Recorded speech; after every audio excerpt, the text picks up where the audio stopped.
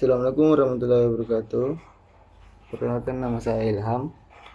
Tugas saya atau proyek mit saya itu berjudul daftar tugas, yang mana itu memiliki beberapa tampilan atau dua tabel, yang mana tabel pertama kelola matkul atau tugas matkul, dan kedua kelola catatan atau catatan tugas. Di sini di tampilan home atau halaman pertama hanya menampilkan daftar tugas, total matkul dan total catatan. Dan dua button ini kita bisa melakukan atau menginput untuk mengisi tabel, yang mana tabel pertama itu seperti ini. Kita bisa melakukan menambah matkul yang ada tugasnya.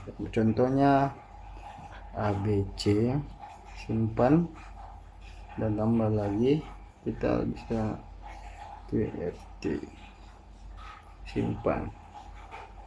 Nah, di sini kita bisa mengedit atau mengganti nama matkul, dan di sini juga bisa menghapus. Contohnya menghapus ABC di sini. Dan di sini sudah berubah tampilannya, yang sebelumnya 2 menjadi 3. Dan pada bagian kelola catatan, ketika kita memencet sini menampilkan daftar catatan yang sudah kita perbarui atau sudah kita catat. Pada tombol bagian bawah kanan kanan itu untuk menambahkan catatan pada judul yang kita mau berikan keterangan, kayak seperti ini yang QWERTY yang baru kita buat tadi. Judulnya 1 2 3 4 5 dan isi catatan bebas juga. Simpan. Nah, di sini sudah tersimpan. Tetapi di ketika kita mengedit di sini, kita harus mengisi judul. Ketika kita tidak mengisi, maka akan menampilkan seperti ini. Makanya harus diisi, teman-teman ya. Simpan. Nah,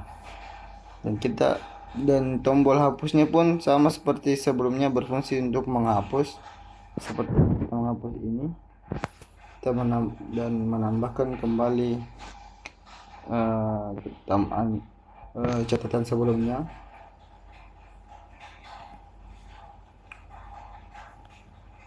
Simpan. Nah, di sini sudah masuk catatan baru pada bagian matkul filter, dan ini untuk matkul QWERTY. Dan mungkin itu saja yang bisa saya jelaskan untuk tampilan sederhana ini, dan saya akan lanjut membahas tentang program atau kode-kode yang saya pakai. Baik, saya akan menjelaskan di bagian database sebagai awal dari penjelasan codingan saya. Di sini ada 4 import library skillet, import library untuk pet database, import untuk model kategori, dan import untuk model node. Di bagian sini filter dalam kurung database underscore init database di sini berfungsi sebagai membuat database dan membuka database. Lalu yang bagian penting kedua itu ada di feature void on create. Di sini berfungsi untuk membuat table yang akan kita buat. Yang pertama create table kategori dan create table node. Adapun ketentuannya ID otomatis dan nama kategori, ID otomatis, judul catatan, isi catatan, dan ID catatan serta kelas table. Dan lanjut ke selanjutnya, di bagian kategori CRUD terdapat 4 aksi, yaitu insert kategori, get all kategori, dan update kategori serta delete kategori.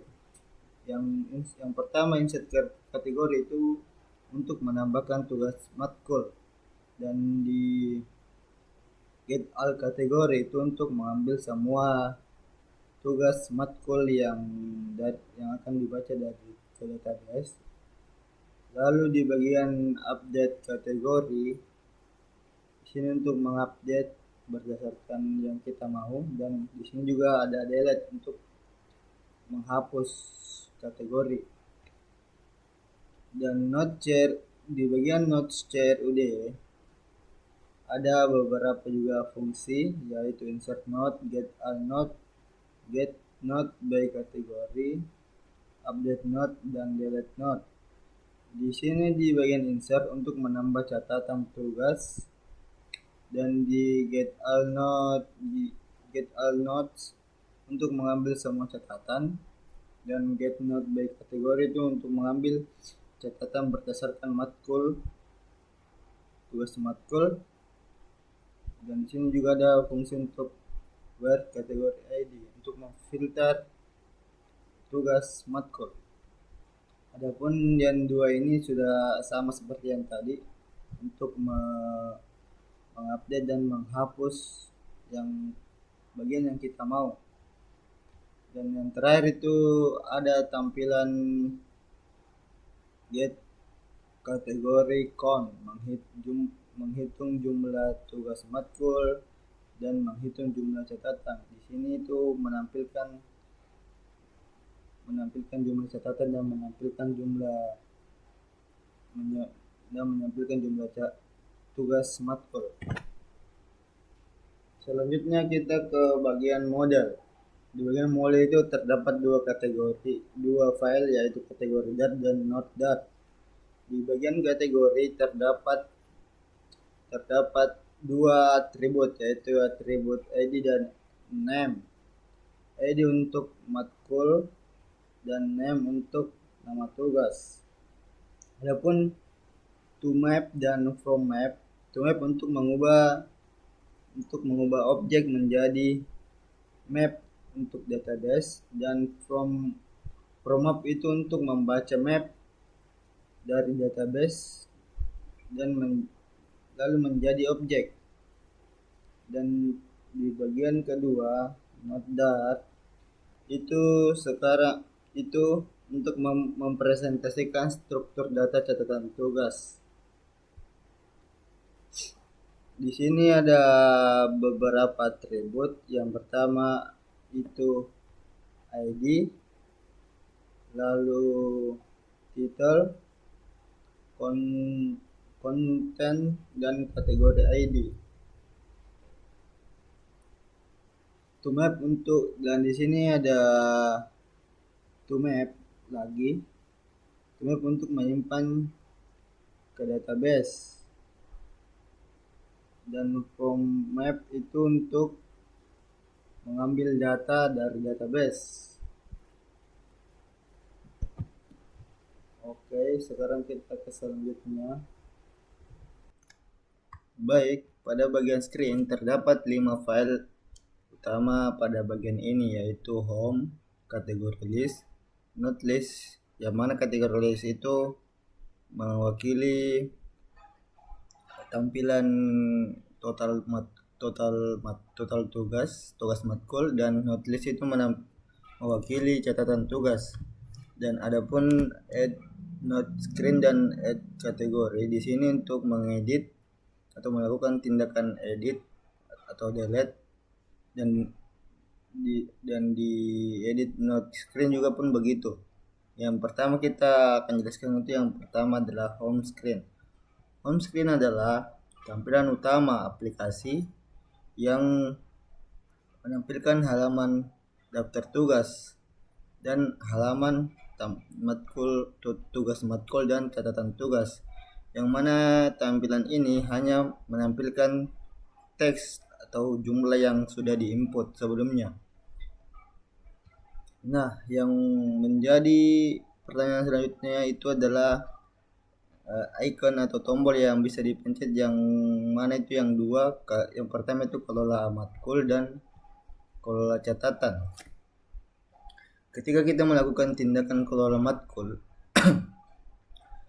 kita akan diarahkan ke halaman kategori list atau total tugas, di mana di dalam sini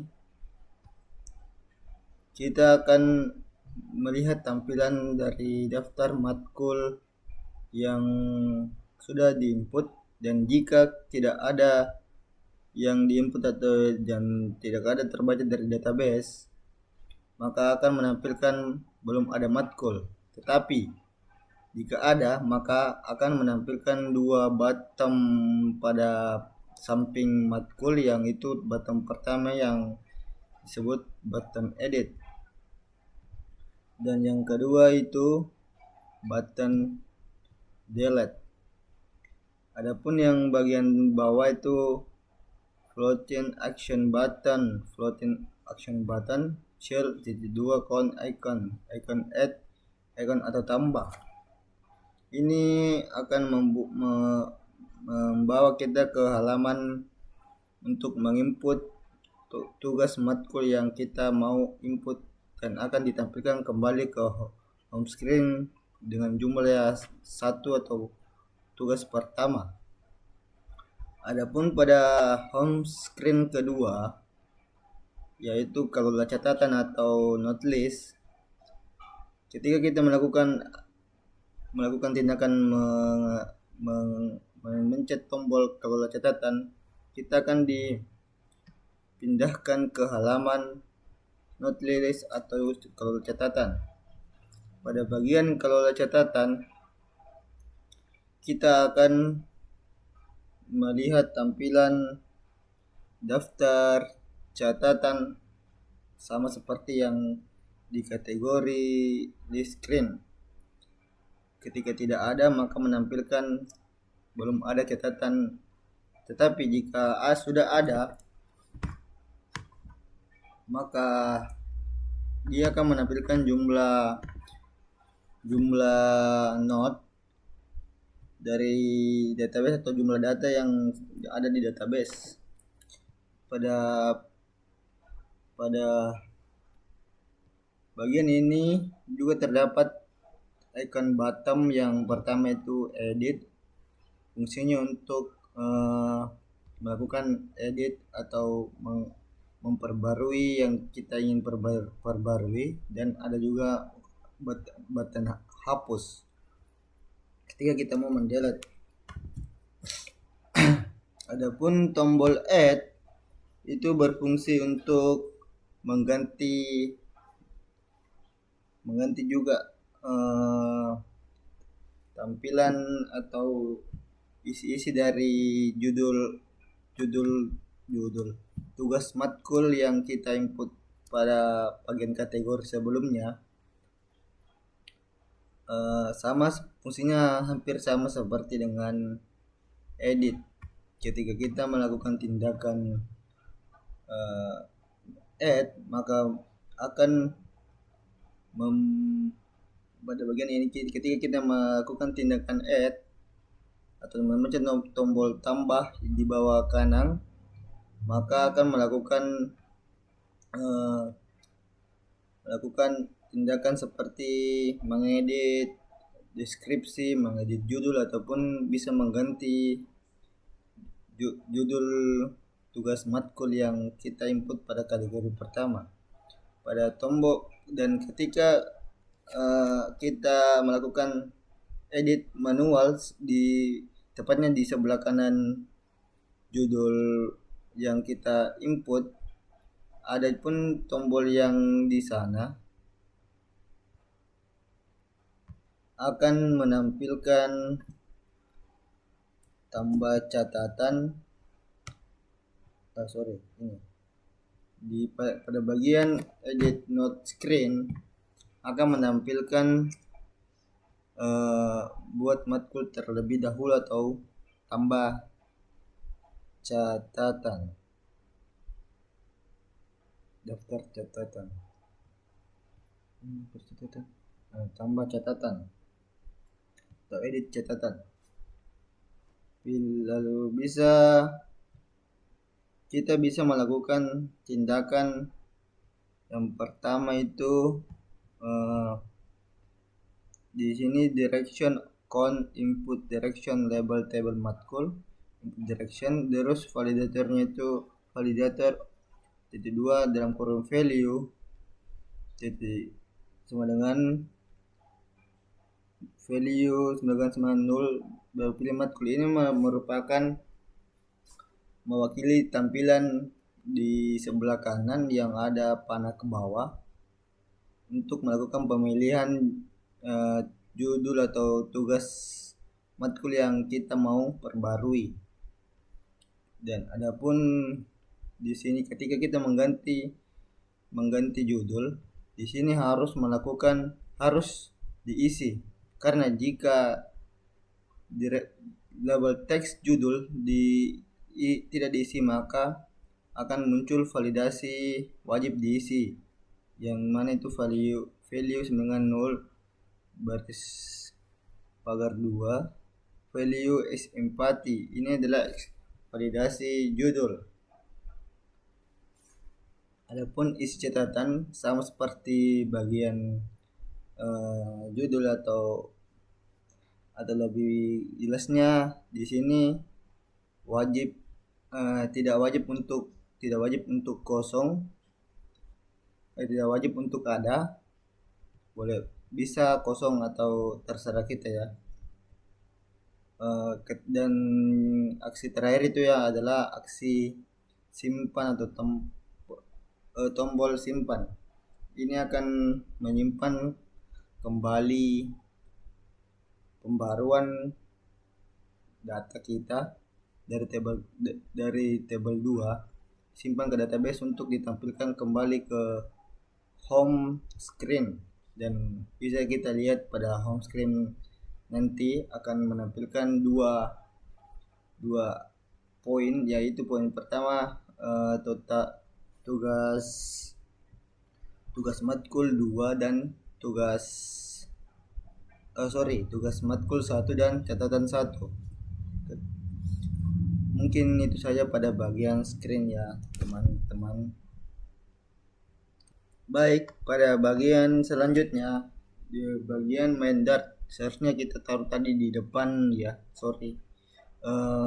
pada bagian import package, filter Dart mengimpor library. Fungsinya itu mengimpor library banyak desain Flutter untuk menggunakan white bawaan seperti material for app bar dan lain. Adapun fungsi void main itu fungsi utama untuk program Flutter. Run app digunakan untuk menjalankan aplikasi. Cons my app memanggil kelas my app sebagai root aplikasi, dan kelas my app extension stainless berfungsi membuat kelas my app yang merupakan turunan dari stateless wait, dan stateless wait digunakan untuk tampilan yang tidak berubah saat aplikasi berjalan. Adapun fungsi dari cons my app superkey konstruktor cons untuk kelas my app superkey digunakan untuk identifikasi web pada Flutter. Dan pada bagian kelas my app terdapat material app, title, theme, dan home. Pada bagian return material app adalah web utama aplikasi Flutter berbasis material design.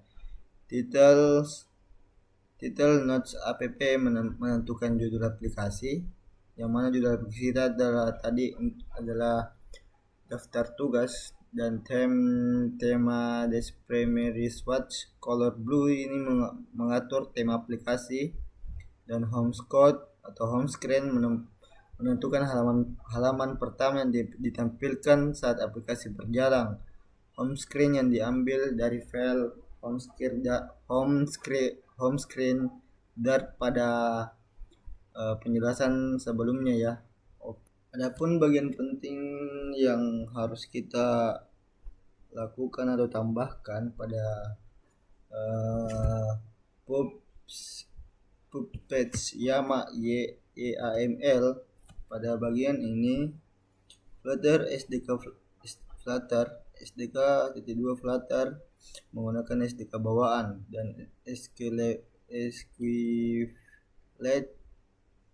itu berfungsi sebagai library SQLite untuk menyimpan database lokal di aplikasi Flutter, dan 4.1.83 ini untuk mengatur dan menggabungkan path atau lokasi file database.